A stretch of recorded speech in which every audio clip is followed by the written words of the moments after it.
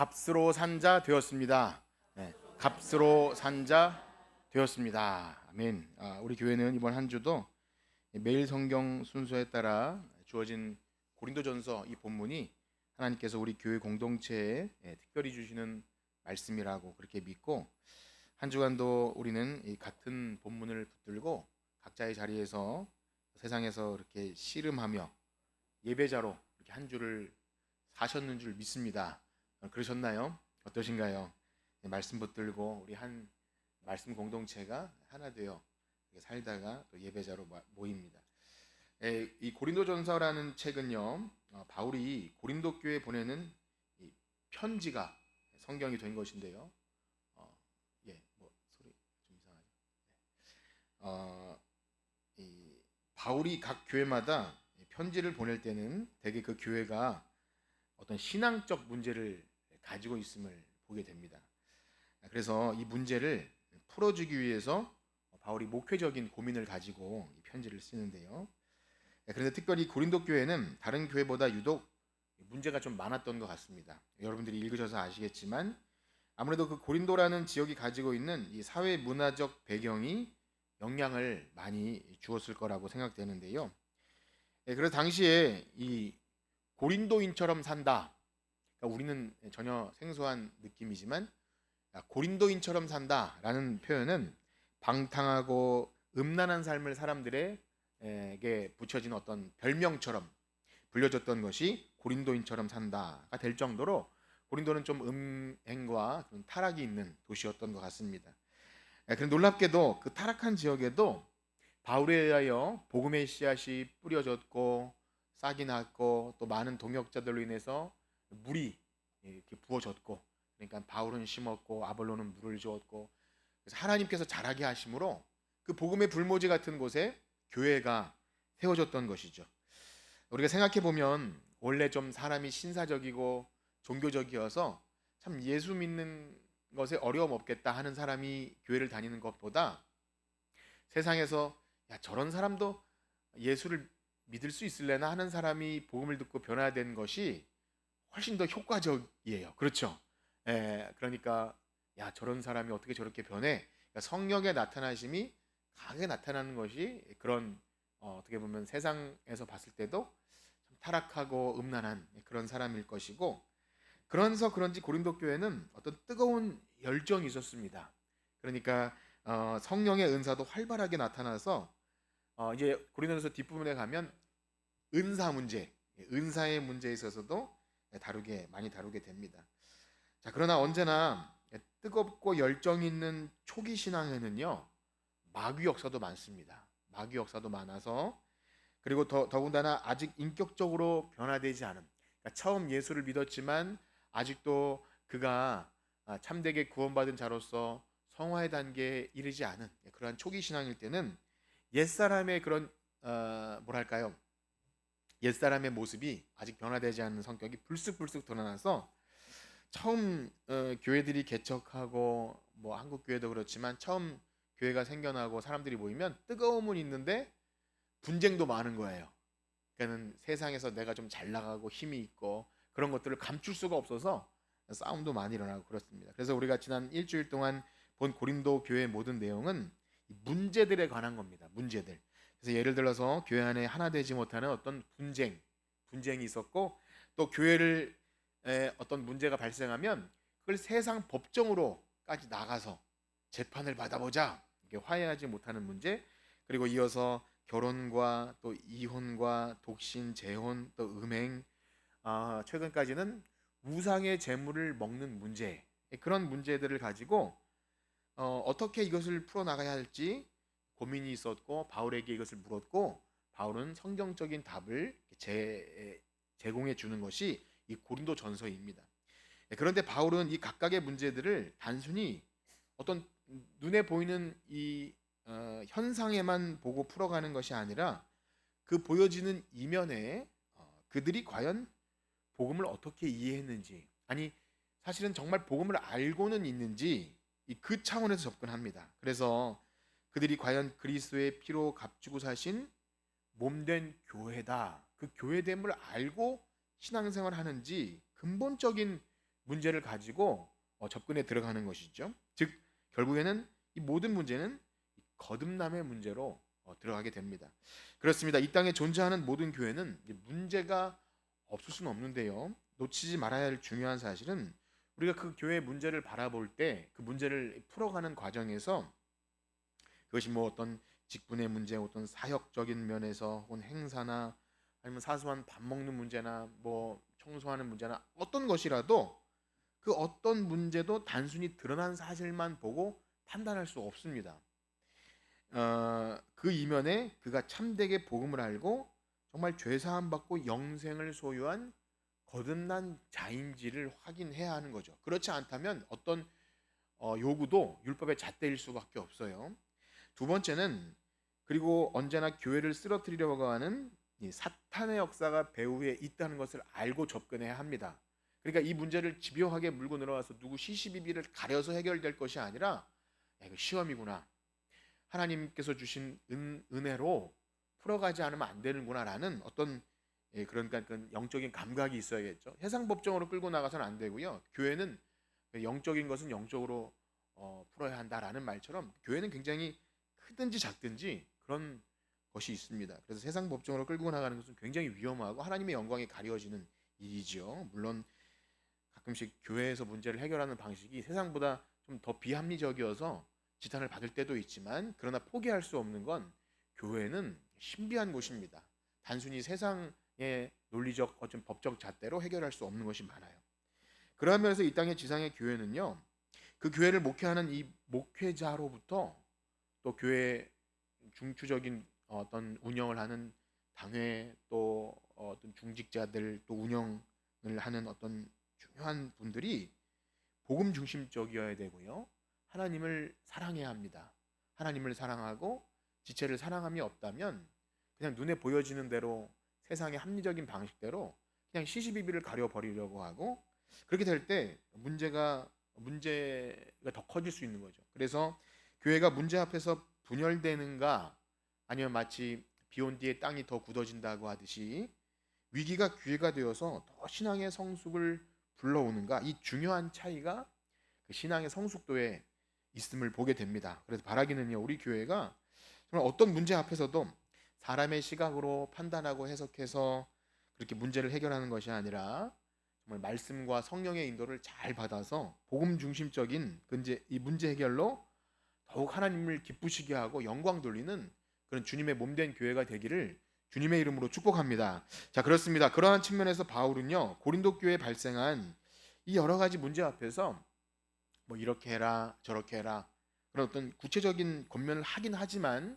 하는 것이 있어요. 그러니까 그 특수한 고린도 교회 상황 안에서 뭐 여자는 이렇게 하고 또 남자는 이렇게 하고 뭐 이런 내용들이 있지만 그 권면들이 어떤 율법이 아니라 바울이 고린도 교회를 너무나 잘 알았기 때문에 특수한 상황에서 주어진 어떤 맞춤식의 권면이기 때문에 이것을 전하면서도 이것은 율법이 아닙니다. 그러니까 무엇보다 중요한 것은 당신들이 누군지 생각하십시오.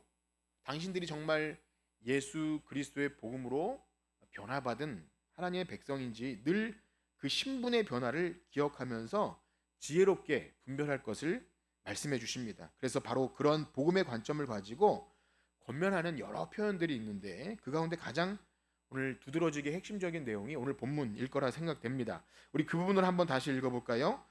고린도전서 6장 19절에서 20절 말씀입니다. 같이 한번 읽어보겠습니다. 시작. 너희 몸은 너희가 하나님께로 받은 바 성령의 전인 줄을 알지 못하느냐?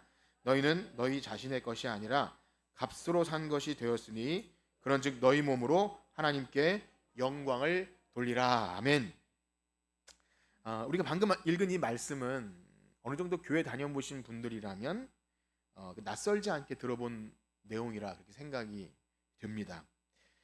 너희 몸이 하나님이 거하시는 성령의 전이라는 것 그리고 값으로 산 자가 되었으니 너희 몸으로 하나님께 영광을 돌리라.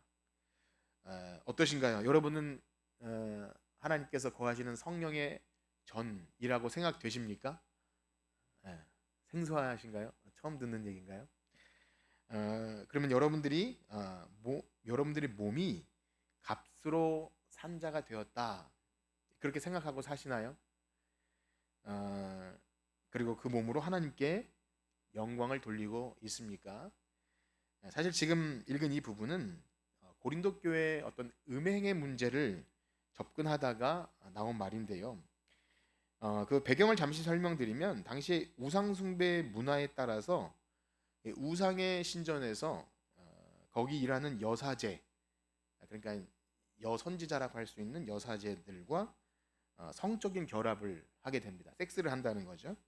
그래서 그해 농사가 잘 되고 자녀를 많이 낳는 풍요와 다산을 기원하는 의미로 음란하게 성적인 결합을 하는, 그것이 우상 숭배 문화였습니다. 그것을 어떤 죄의식을 가지고 불륜이라 생각하고 하는 것이 아니라 그렇게 함으로 올해는 농사가 잘 되고 또 집도 잘 되고 뭐 이런 어떤 풍요와 다산의 문화죠.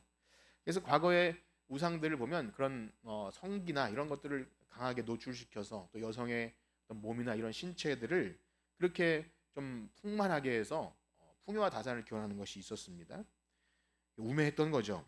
그런데 어찌 보면 오늘날 그래서 고린도 교회에 있었던 음행의 문제를 오늘날 우리들의 시대에 그대로 적용하기는 좀 특수한 상황입니다. 단순히 그래서 음행이라는 주제를 가지고 오늘 설교의 방향을 음행하지 맙시다, 뭐 음행을 피합시다 이렇게 접근하기도 애매한 부분이 있어요. 중고등부 시간에 이 얘기를 잠깐 하니까 이제 자던 애들도 잠시 눈을 뜨고 뭐 그런 부분이 있었는데 그런 겁니다. 우리는 이런 문제에 있어서 참 성경적으로 접근하는 것이 굉장히 어려운 우리의 상황을 가지고 있어요. 물론 성경 전체 안에서 그래서 이 음행이라는 죄가 우리 신앙생활에 치명적인 문제를 가져오기 때문에 이 문제를 특별히 다루어야 될 또 중요성도 있는 건 사실입니다.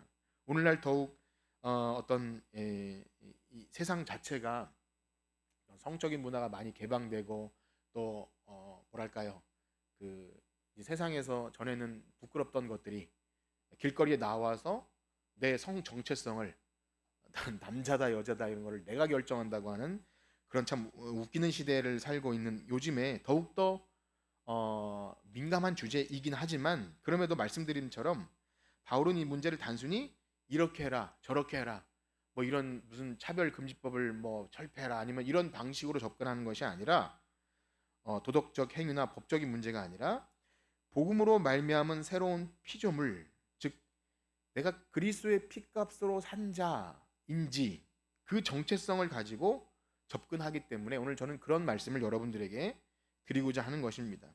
그럼 여러분들에게 다시 한번 이렇게 묻겠습니다. 여러분들은 여러분들 자신이 값으로 산 자라는 사실을 알고 계십니까? 어떠세요? 나는 값으로 산 자다. 제가 처음에 이제 설교 시작할 때 그렇게 인사를 하긴 했어요. 여러분들이 그 의미를 알고 인사했는지 모르는지는 모르겠지만 교회는 그런 인사를 하고 우리는 성령께서 거하시는 전입니다. 우리는 예배해야 합니다. 이런 구호도 있고 그런 얘기를 자주 해요. 그런데 여기서 값으로 샀다는 것은요, 우리들이 알듯이 그리스도의 피값으로 샀다. 그러니까 구입했다는 거예요. 이따 더 설명드리겠지만 어쨌든 값으로 사서 그리스도의 소유가 되었다라는 것이 값으로 샀어요. 그래서 이제 나의 주인은 내가 아니라 나를 산 예수 그리스도다. 그런 정체성이 있는 것이 신자이고 구원받은 자라는 겁니다. 그래서 신약 성경에는 이 값으로 산 자라는 이 표현을 다양하게 표현하는데 비슷한 어근을 가지고 구속, 속량, 또 대속 이런 표현을 쓰면서 우리 성도들의 정체성이 값으로 산 자라는 것을 계속해서 각인시켜주고 그래서 그 근거를 가지고 이 세상을 어떻게 살아야 할지 삶의 방향이 그렇게 제시가 됩니다. 그러니까 이 값으로 산 자라는 정체성이 없는 상태에서는 너희를 뭐 이렇게 살아라, 뭐 음행을 피하라, 너희는 성령의 전이다 이런 요청들은 의미가 없다는 거예요. 그가 값으로 산 자 되었다는 사실을 알아야. 그래서 성경의 내용에 보면 이런 표현이 굉장히 많이 나오는데 우리 몇 구절만 읽어보면 로마서 3장 24절 한번 읽어볼까요? 로마서 3장 24절 시작. 그리스도 예수 안에 있는 속량으로 말미암아 하나님의 은혜로 값없이 의롭다 하심을 얻은 자 되었느니라. 아멘. 로마서 말씀 너무 유명한 말씀인데 우리가 속량되었다는 표현을 써요. 속량. 이따가 더 설명드리겠지만 옆에 하나님의 은혜로 값없이 의롭다 하심을 얻었다. 에베소서 1장 7절 말씀 한번 읽어볼까요? 에베소서 1장 7절 시작. 우리는 그리스도 안에서 그의 은혜의 풍성함을 따라 그의 피로 말미암아 속량 곧 죄사함을 받았느니라. 이날 성경에는 구속 곧 죄사함을 받았느니라. 이게 속량 구속 같은 거죠. 우리 한 절만 더 읽어봅시다. 마가복음 10장 45절 한번 읽어볼까요? 시작. 인자가 온 것은 섬김을 받으려 함이 아니라 도리어 자기 목숨을 많은 사람의 대성. 아멘.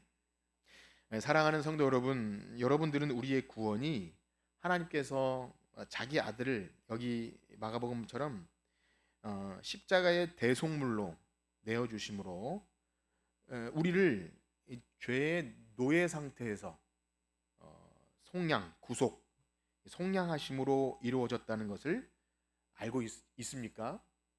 그냥 우리의 구원 얘기하고 의롭게 되었다 얘기할 때 이 내용들을 뭐 알 수도 있고 모를 수도 있지만 우린 너무나 쉽게 나 구원 받았다. 예수님을 입으로 시인했으니까 난 구원 받았어요. 그냥 이렇게 쉽게 얘기할 수 있다는 거예요. 그 과정 속에 어떤 일이 있었는지를 우리가 아느냐 이것을 묻는 겁니다. 많은 사람들은 예수님이 누구시고 그가 하신 일에 대해서 여러 가지 다양한 방식으로 예수님을 얘기하죠. 그래서 그를 본받기 원하고 또 복을 받기도 원하고 참 하나님의 아들에 대해서 우리가 믿는 예수님에 대해서 이렇게 뭐 여러 가지로 따르기도 원하고 하지만 분명히 알아야 할 사실은 우리의 구원은요 하나님의 아들이 우리의 죄를 대신하여 그 값을 치러 주시기 위해서 자신의 목숨을 대속물로 주시는 이 구속 속량 그것이 없이는 불가능하다는 것입니다. 기독교 복음의 핵심은 바로 이거예요. 구속, 속량, 대속물. 그런데 우리는 이러한 속량, 구속, 대속, 값으로 사셨다 이런 말을 들을 때 어떤 생각이 드시나요? 네, 구체의식. 네, 그런 생각이 들면 다행인데 제가 묻는 물음은 교회 왔더니 굉장히 무슨 생소한 용어를 쓴다. 속량은 뭐며?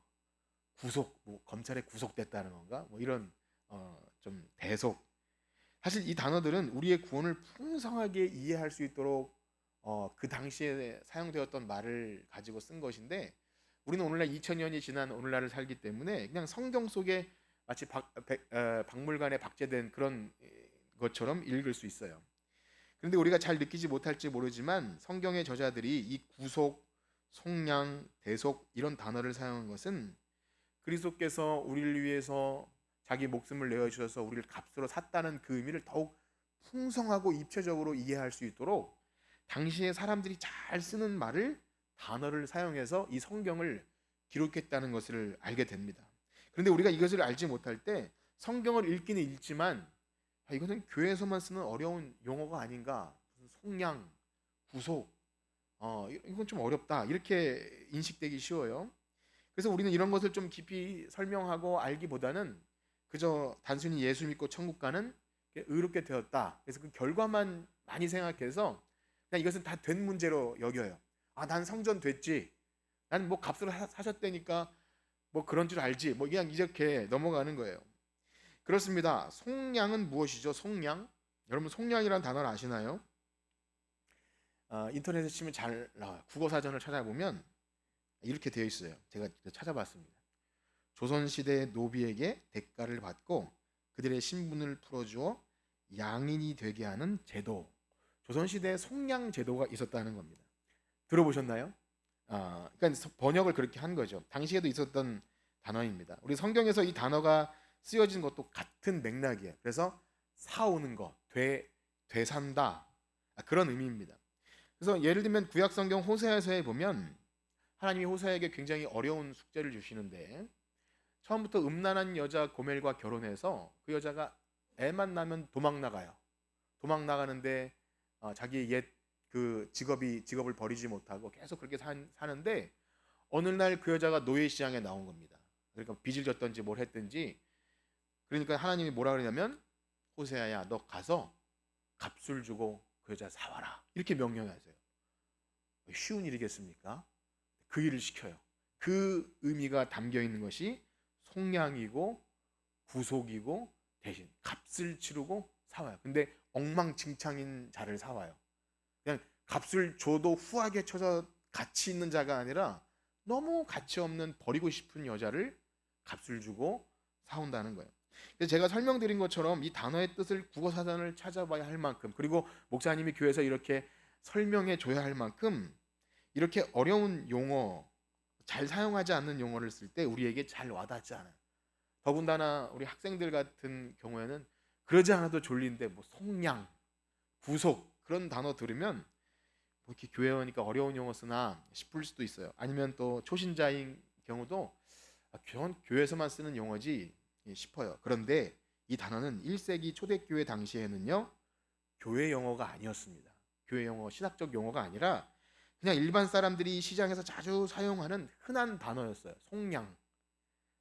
그래서 성경에서는 그러한 용어를 차용해서 그리스도께서 우리를 값주고 사신 그 은혜가 얼마나 놀라운 건지를 풍성하게 이해할 수 있도록 이 단어를 썼던 겁니다. 예를 들면 당시 고대 사회는 고대 사회예요. 2000년 전이기 때문에 전쟁이 흔했어요.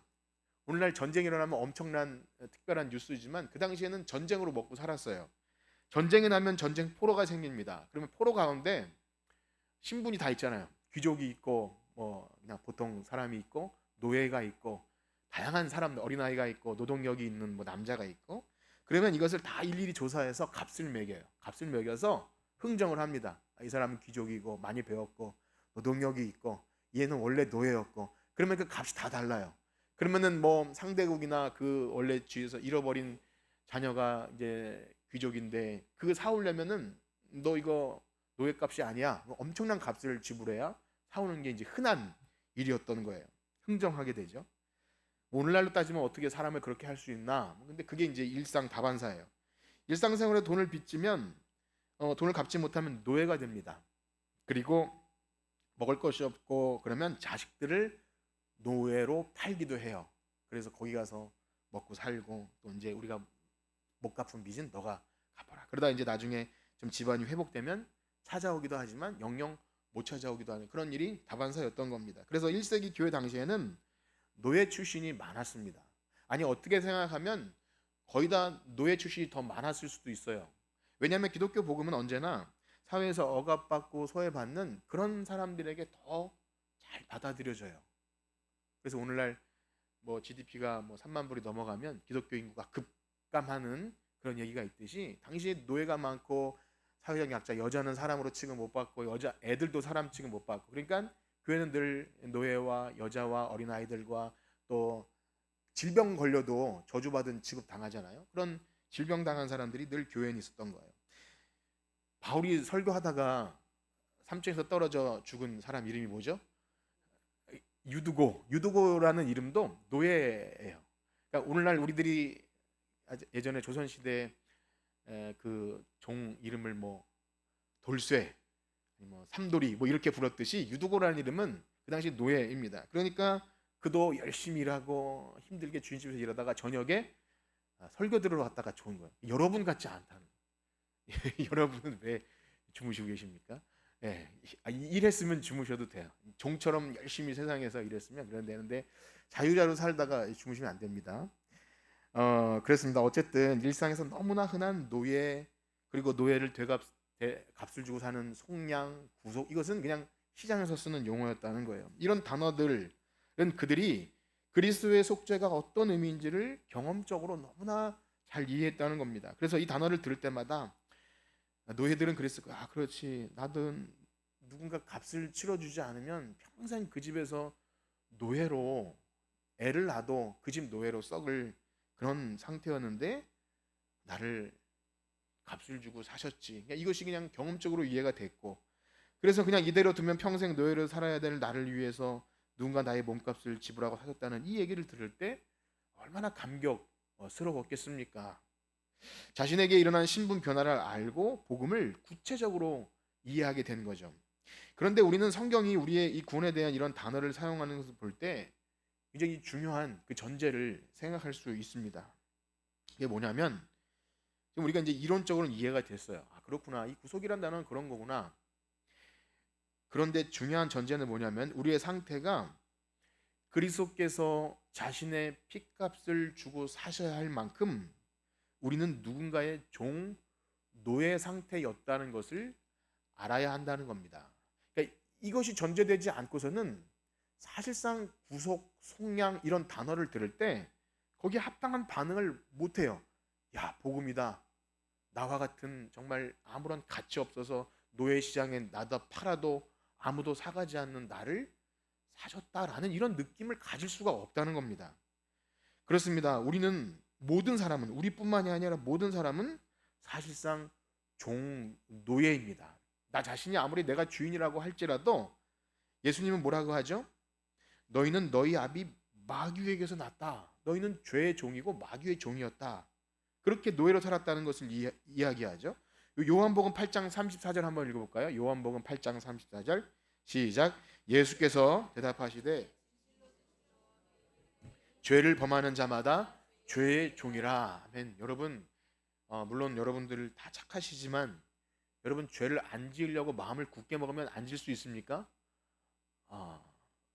네, 뭐 정도에 따라서 들킬 수 있고 통제가 될 수 있을지 몰라도 우리의 마음에서 일어나는 죄는요, 오라 나는 곤고한 사람이로다. 누가 이 사망이면서 나를 건져낼까 할 정도로 몸서리 쳐지게 통제가 안 되는 것이 죄입니다. 우리 마음 돌아가는 미움과 또 질투와 시기와 이런 모든 것들을 통제가 안 되는 거예요. 그래서 이런 것들을 좀만 알아도 야, 나는 내가 주인이 아니구나. 내 마음도 다스리지 못하는구나. 나는 여전히 참 이 죄의 종 노예 이것이 벗겨지지 않았구나. 구원받은 성도도 늘 그런 생각을 합니다. 과거의 모습뿐만이 아니라 그래서 예수님께서 뭐라고 말씀하시냐면 진리를 알지니 진리가 너희를 자유롭게 하리라. 이 자유가 뭐죠? 죄의 종 노예 상태에서 예수 그리스도께서 너희를 자유롭게 하신다. 이 말씀을 하시는 거예요. 여러분, 이 사실을 우리는 분명히 알아야 합니다. 이것은 단순히 상징적인 어떤 의미적인 표현이 아닙니다. 실제 우리의 인간 모든 상태가 아담 이후로 모든 상태가 죄의 종이고 노예 상태에서 평생 죄만 짓다가 죄의 삭수로 무엇을 받습니까? 죄의 삭시 뭐죠? 하준이 어디죠? 하준이. 죄의 삭시 뭐지? 사망. 사망이 몇 종류가 있습니까? 세 종류. 하준이 잘. 그래요. 평생 죄만 짓다가 사망을 월급으로 받을 우리들입니다. 그래서 이 노예 상태는 누군가 엄청난 값을 치러주지 않으면 해결될 수 없는 상태를 우리가 자각해야 돼요. 죄로 인하여서 하나님과 분리가 되어서 죄의 삭스로 사망을 받을 수밖에 없는 우리를 위해 엄청난 대가가 지불되었다라는 사실을 알아야 합니다. 그래서 그 말씀을 알아야 속량, 구속, 그리스도께서 너희 죄를 속량하셨다 이 단어를 들을 때 이 모든 내용들이 한 번에 확 이해가 되고 그렇구나, 이 사망의 몸에서 그리스도께서 나를 건지셨구나, 그렇게 이해가 될 때 합당한 반응이 나와요. 찬송이 나오고 감사가 나오고 헌신이 나오고 우리의 몸을 거룩한 산제물로 드리는 어떤 합당한 반응은 이 나의 신분 변화가 무엇인지가 확실해야 나옵니다. 그렇습니다. 사랑하는 성도 여러분, 솔직히 여러분은 누군가 나의 이 저주받은 상태에서 엄청난 값을 치러주지 않으면 안 될 그런 저주받은 상태였다는 것을 알고 계십니까? 그렇게 인식하고 있나요? 여러분 자신이 엄청난 누군가 큰 값을 치러주지 않으면 나는 저주받은 인생이구나 이런 인식이 있었느냐 하는 겁니다. 사실 이 문제가 해결되지 않으면 그 다음 단계로 나아갈 수가 없습니다. 교회 안에 어떤 활동도 사실은 이 문제가 해결되지 않으면 될 수 없어요. 제가 요즘에 고민하는 것 중에 하나가 있는데 이제 교회에는요, 믿는 가정에서 태어나면 한 아이가 유아 세례를 받고 만 14세가 되면 입교식이라는 걸 합니다. 그 아이에게는 이제 그게 세례인데요. 성인들은 뭐 나이가 어떻든지 간에 예수님 믿기로 결심하고 교회 나와서 이렇게 등록을 하고 그래서 이제 세례를 받기 때문에 일단 그것이 이제 어느 정도 되는데 이 어린 친구들은 이제 부모의 고백이 아니라 내가 예수를 주로 고백하고 내 죄를 위해서 예수님이 죽으셨고 이제 예수님이 나의 주인입니다를 진실하게 고백을 해야 입교가 되는 거예요. 그런데 이것이 쉽지가 않아요. 결코 쉽지가 않아. 이게 저의 이제 참 고민인데요. 내가 과연 누군가 내 죄값을 지불하고 죽어야 할 만큼 내가 그렇게 비참한 죄인인가를 어, 이 가스라이팅 시키지 않고서는 되지 않는 일입니다. 너 죄인이야, 너 죄인 이렇게 하는 게 아니거든요. 너가 성경 말씀을 읽고 너가 살아온 삶을 돌아보고 또 어떤 인생의 어려운 순간이나 내가 결코 죄를 이길 수 없는 그런 자각이 일어나고 이런 것들이 있어야 너가 예수님을 구주로 영접하고 내가 이제 예수님을 위해 살겠다. 나는 성경이다. 이런 것이 있어야 이제 입교를 하는 거야. 이렇게 설명을 해도 잘 되지 않는 겁니다. 참 어려운 고민인데요. 그러한 상태에 있는 아이들에게 야, 너 예배 시간에 좀 일찍 나와라. 매일 성경도 좀 하고 좀 잠자지 말고 좀 깨어 있고 수련회 가자. 억지로 힘들게 끌고 가는 게 가당치 않은 일입니다. 이건 어려운 숙제예요. 불가능한 일을 억지로 하는 거예요. 교회는 너무나 어려운 일을 시키는 곳이 될 수밖에 없습니다. 내가 값으로 산 자인지라는 인식 자체가 없고 아니 값으로 사주지 않으면 영영 죽을 그런 저주받은 인생인지란 자각이 없는 사람에게 이것은 어려운 일이에요. 그러나 저는 이것이 비단 청소년들의 문제가만은 아닐 거라 그렇게 생각이 됩니다.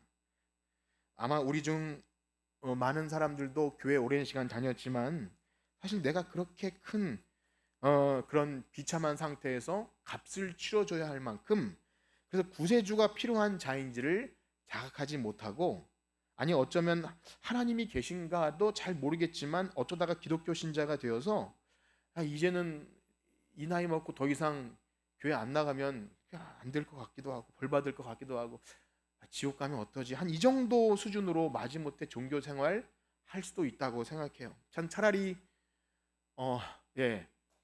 차라리 그냥 포기하는 게 훨씬 나은 고통스럽게 있는 것보다 그런 생각이 듭니다. 제가 할 수 있는 말은 아니죠. 아니 어쩌면 그 정도 자각도 없이 그냥 그 정도 자각도 없이 여타의 다른 종교의 신을 섬기듯이 내가 열심히 뭔가를 하면 복을 받고 일이 잘 되고 나중에 죽으면 좋은 곳에 갈 정도로 그냥 그렇게 종교인으로 있을 수도 있지 않나 그런 생각도 해봅니다. 그러나 사랑하는 성도 여러분, 우리가 믿는 기독교 복음은 고작 그 정도 이야기를 하는 것이 아닙니다. 그 정도를 가지고 복이고 은혜라고 말하지 않아요. 우리가 믿는 예수 그리스도가 우리의 구주가 되시는 것은 그 정도를 가지고 구주라고 말하지 않습니다. 반드시 율법의 저주 아래 갇혀서 죄의 종에서 더 이상 헤어나올 수 없는 처자라고 비참한 우리를 예수 그리스도의 보배로운 피값으로 사셔야만 우리가 하나님 백성 된다. 그런 위대한 교환, 엄청난 교환이죠. 우리의 이 더럽고 추한 우리를 그리스도의 보배로운 피값과 바꾸셨다. 이 사실을 믿지 않고는 기독교 복음이 아닙니다. 그거 아니고는 우리가 예수 믿는다라고 할 수 없는 것이고 그것은 우리가 자유자다, 성전이다 할 수 없는 겁니다. 그래서 이 놀라운 사랑이 아니라면 기독교는 아무 의미가 없습니다. 복음이라고 할 수 없는 거죠. 예수가 아무리 좋은 사람이라고 할지라도 사람들이 4대 성인 중에 한 명이고 예수님을 본받자 마음의 평안을 주는 교회 나오면 좋은 사람이 있고 그래서 좀 이 정도 아닌 거예요. 우리를 이 영원한 사망의 몸에서 건져 주시기 위하여 자기 목숨을 대속물로 주셨던 그래서 종노예를 그리스도의 피값으로 대신 사서 내가 이제 그리스도의 것이 되었다라는 확실한 자각, 이 죄사함의 은총 이것이 없이는 기독교는 아무 의미도 없습니다. 아무리 좋은 것으로 포장하고 해도 의미가 없어요. 놀라운 사실은요, 그리스도께서 십자가에서 이루신 그 속량 구속의 은혜는 우리의 과거의 죄의 짐을 덜어주는 거기서 멈추는 것이 아니라 우리의 구원의 여정이 다 끝나고 주님 앞에 서게 돼서 완전한 속량에 이르기까지 모든 대가를 지불하셨다 이렇게 선포합니다. 이게 놀라운 사실이에요. 그래서 그 유명한 로마서 8장에 보면 그리스도 예수 안에 있는 자에게는 결코 정죄함이 없다 이렇게 선포합니다. 여러분 예수님 믿는 자에게 정죄함이 있습니까? 없습니까?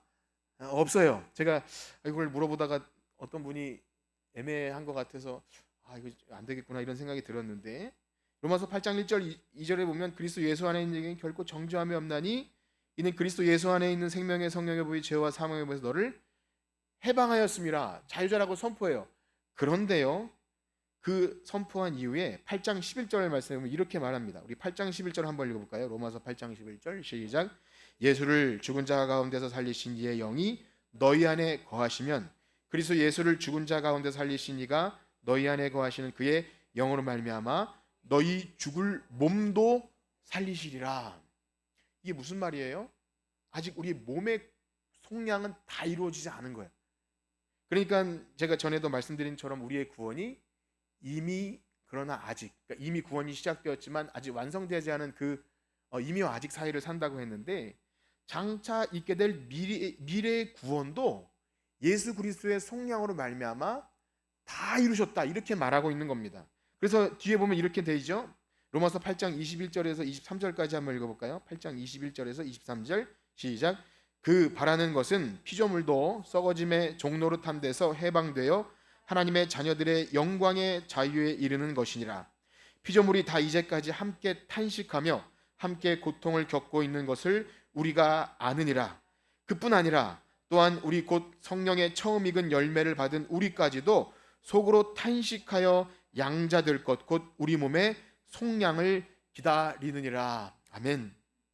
이 시간 이 로마서를 자세히 설명드리는 시간 아니라서 드릴 수는 없지만, 말씀드린 대로 우리의 속량은 그리스도의 십자가로 시작되었지만 마지막 예수님 앞에 설 때까지 이 완전한 속량에 이르기까지 그 예수님께서 이루신 속량이 계속된다는 거예요. 우리를 그리스도의 피값으로, 우리를 사랑하사 그의 피로 우리를 모든 죄에서 해방하신 그 역사가 우리가 예수님 앞에 설 때까지, 이 모든 구원 여정이 끝날 때까지 그 은혜가 우리를 붙들고 갑니다. 그래서 우리 장차 우리의 몸도, 썩어짐의 종노릇하는 이 비참한 상태의 몸도 영광스러운 몸을 얻는 속량에 이르기까지 나갑니다. 그래서 이 단어를 계속 생각하셔야 돼요. 아, 그렇구나. 이것은 어마어마한 일이구나. 이 개념이 좀 어려우실 수 있습니다. 아무튼 우리가 성경에서 구속, 속량, 대속, 이것이 그리스도의 구원사역이 얼마나 큰지를 담아내고 있는 이표적인 언어이기 때문에 우리가 이것을 기반으로 생각해야 한다는 거예요.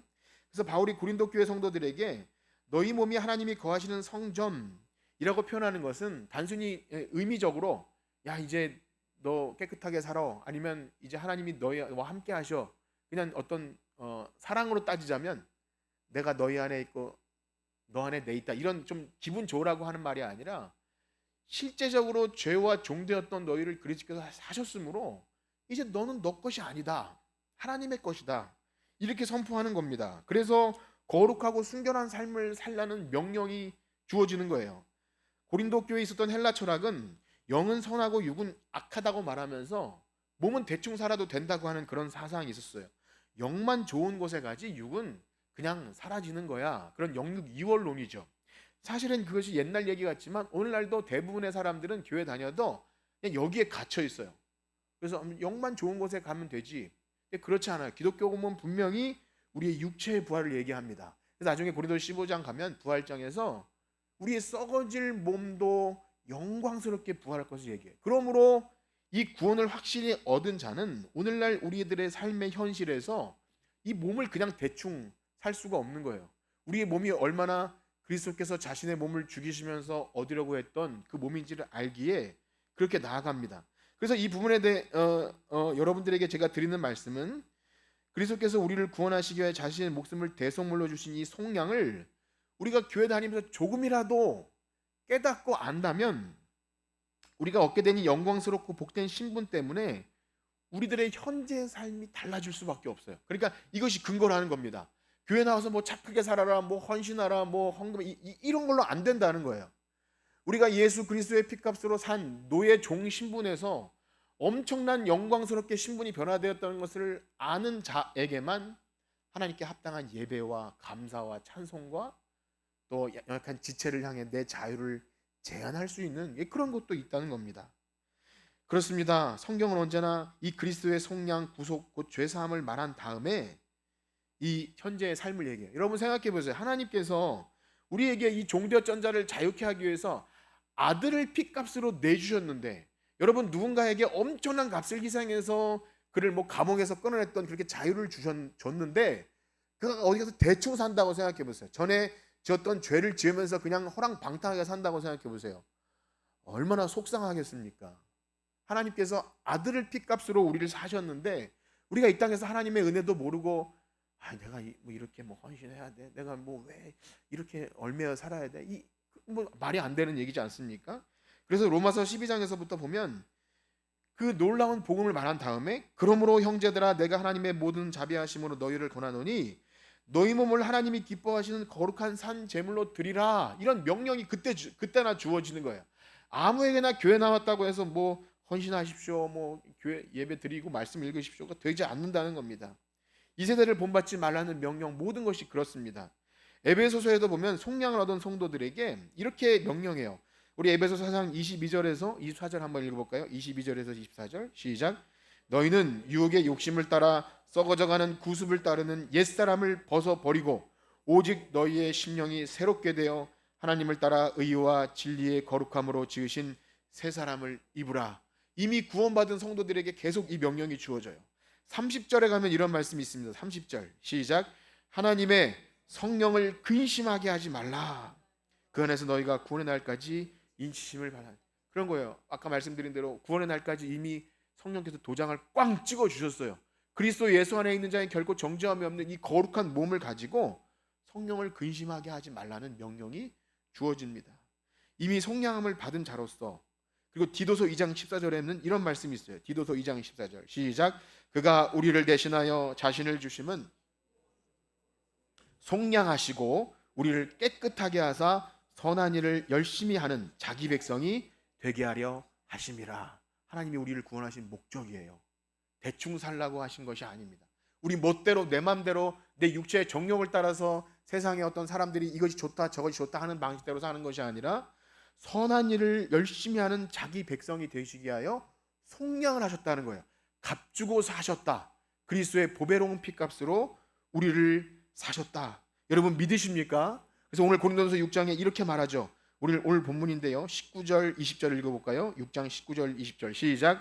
너희 몸은 너희가 하나님께로부터 받은 바 너희 가운데 계신 성령의 전인 줄을 알지 못하느냐. 너희는 너희의 자신의 것이 아니라 값으로 산 것이 되었으니 그런즉 너희 몸으로 하나님께 영광을 돌리라. 아멘. 그런 겁니다. 우리가 영광 돌리는 것은 값으로 샀다는 것을 아는 거예요. 이것 없이 우리가 뭐 대단한 착한 일을 해서 영광을 돌릴 수 없습니다. 사랑하는 성도 여러분, 고린도 교회에 많은 문제가 있다고 하지만 과연 우리에게는 그런 문제가 없겠습니까? 시대와 어떤 상황이 달라져서 조금 더 세련되고 매너 있게 살지 몰라도 그들이 행했던 범죄는 우리 가운데 똑같이 있어요. 분쟁과 또 음란과 또 불륜과 혹은 세상 법정에 나가서 고발하지 않더라도 원한을 풀 수 없는 그런 마음들 다 있어요. 그런데 그 단순한 어떤 문제 자체를 보고 해결하라고 하면 문제가 해결돼도 마음에 섭섭하고 시원함은 없어요. 교회는 그렇게 문제가 풀어지지 않아요. 어린 친구들이나 성인이나 뭐 무엇을 하라 하지 말라 하는 소리는 다 잔소리처럼 여겨져요. 내가 세상에서도 자유인인데 내가 교회 나와서까지 이런 뭐 잔소리를 들어야 되나? 내가 뭘 참아야 되지? 내가 왜 누구 눈치를 봐야 돼? 나는 고기 먹을 수 있는 사람인데 왜 누구 눈치를 보고 내가 왜 웃어줘야 하며 내가 왜 그 사람을 위해서 참아줘야 되지? 난 자유인인데? 그렇게 될 수밖에 없는 거예요. 난 자유인이니까. 근데 그 자유가 그리스도께서 그 높으신 그리스도께서 내 자유를 버리고 그 왕의 자리를 내려놓고 종이 되어서 주신 속량이라는 의미를 모르기 때문에 그런 반응이 나올 수밖에 없는 겁니다. 사실 그런 상태에 있는 상태에서는 성경이 우리에게 요구하시는 뭐 거룩한 삶을 살아라, 음행을 피하라, 너희 몸을 거룩한 산제물로 드리라 가당치도 않은 얘기죠. 그래서 이런 설교를 듣게 될 때 두 가지 반응밖에 없어요. 고린도 교회에 나타났던 반응 하나는 말도 안 되는 소리 하지 마십시오. 저는 세상에서는 그냥 그렇게 살겠습니다. 쾌락을 따라 살 수도 있고요. 또 한 가지는 정말 되지도 않는데 억지로 율법적으로 이것을 하려고 억지로 하다가 율법주의가 돼요. 금욕주의가 나타나죠. 고린도 교회 그랬어요. 쾌락 아니면 금욕이에요. 이것이 방향은 달라도 내용은 같습니다. 그러니까 복음 안에서 자신의 삶을 이해하지 못하고 세상 관점을 가지고 종교적인 걸로 이해하죠. 쾌락으로 뭐 은혜로 빠지기도 하고요. 아니면 금욕, 율법으로 빠져요. 그러니까 종교적인 것으로 해석해요. 근데 그렇지 않습니다. 하나님께서 우리에게 자신의 목숨을 내어 주신 것은 왜 그렇게 하신 겁니까? 왜 우리에게 그렇게 하신 거죠? 요한계시록에 보면 우리를 사랑하사 그의 피로, 예, 사랑해서 그렇게 하신 것입니다. 우리를 사랑하지 않았다면 자기의 목숨을 대속물로 내어주시지 못한 겁니다. 우리 안에 그 사랑이 없으면 우리의 모든 교회에서 하는 일들은 그저 교만하게 하는 지식에 불과합니다. 사랑하는 성도 여러분, 우리가 아무리 이렇게 얘기해도 오늘날 신분제도가 없고 노예가 돼본 적이 없는 우리들에게 가당키나 한 얘기나 우리가 어떻게 이것을 이해할까 싶지만, 진실로 택함 받은 자는 이 생명의 말씀을 통해서 나의 허물과 죄로 죽었던 나의 옛사람이 얼마나 추하고 더러웠던지를 성령께서 깨닫게 하실 줄 믿습니다. 그렇게 될 때 오라, 나는 곤고한 사람이로다. 누가 이 사망의 몸에서 나를 건져낼까? 그리스도께서 이 보배로운 피를 흘려서 나를 사 주셨다는 것이 얼마나 귀한 사실인지를 알게 될 줄 믿습니다. 저는 여러분들이 다 그렇게 되셨으면 좋겠습니다.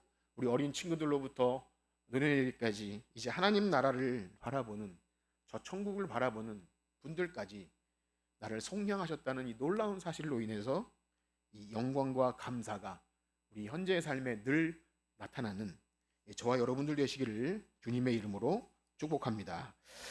기도하겠습니다. 하나님 아버지, 감사합니다. 우리가 교회를 다니고 예수를 믿고 여러 가지 종교 행위를 하지만 나의 신분이 종노예 상태에서 그리스도의 고귀한 피값으로 사신 바 된 이 속량을 모르면 사실은 우리는 헛된 종교인에 불과합니다. 주님, 우리에게 은혜를 구합니다. 주님, 은혜를 베푸셔서 이 복음의 은혜를 깨닫게 하시고 그리스도께서 자신의 보배로운 피를 흘려서 우리를 사셨다는 이 속죄, 속량, 대속의 은혜가 우리에게 바르게 깨달아지고 이 복음의 은혜로 하나님을 기쁘시게 하며 영광 돌리는, 우리의 몸으로 하나님께 영광 돌리는 하나님의 친백성 되게 하여 주시옵소서. 감사하며 예수님의 이름으로 기도합니다. 아멘.